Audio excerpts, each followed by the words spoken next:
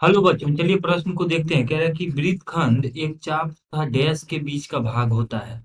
तो दिए गए प्रश्न के लिए हमारे पास जो मुख्य अवधारणा है, यदि हम इस प्रश्न के लिए मुख्य अवधारणा देखें तो मान लीजिए अगर आपके पास यह एक वृत्त है और वृत्त पे एक अगर हम जीवा खींचते हैं, ये हमारे पास वृत्त पे स्थित जीवा है। तो ये जीवा जो है वृत्त को दो भागों में बांट रहा है। यह जो भाग है ये हमारे पास जो है वो कहलाता है लघु वृत्तखंड। लघु वृत्तखंड और ये जो बड़ा वाला भाग है जिसको अगर हम छायांकित कर लें तो ये हमारे पास जो भाग है ये दीर्घ वृत्तखंड वाला भाग है। तो इस तरीके से दो भागों में कोई जीवा इसको विभाजित करिए, तो इसको अगर हम लिखें तो ये हमारे पास दीर्घ वृत्तखंड है। दीर्घ वृत्तखंड। तो यहाँ पर यदि हम देखें तो प्रश्न में करें वृत्तखंड एक चाप तथा डैश के बीच का भाग होता है। और ये जो भाग यहाँ पर लिखा गया है, ये जो भाग दिख रहा है, ये हमारे पास चाप कहलाता है।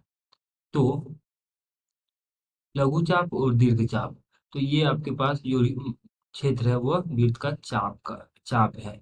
तो प्रश्न के अनुसार देखें, कह रहे हैं वृत्तखंड एक चाप तथा डैश के बीच का भाग होता है।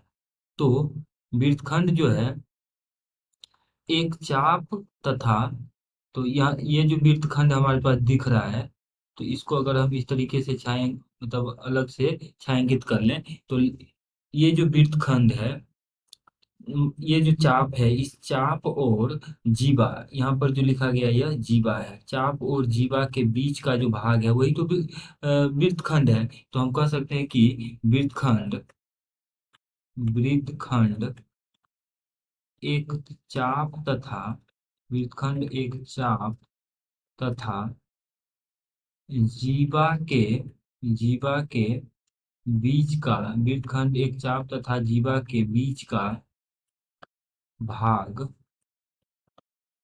होता है। वृत्तखंड एक चाप तथा जीवा के बीच का भाग होता है। अगर यहाँ पर हम विकल्प में खाली स्थान में देखें तो इसमें भरेगा जीवा। और यही दिए गए प्रश्न का भी उत्तर है। आशा करते हैं कि इस प्रश्न का हल आपको समझ में आया होगा। धन्यवाद।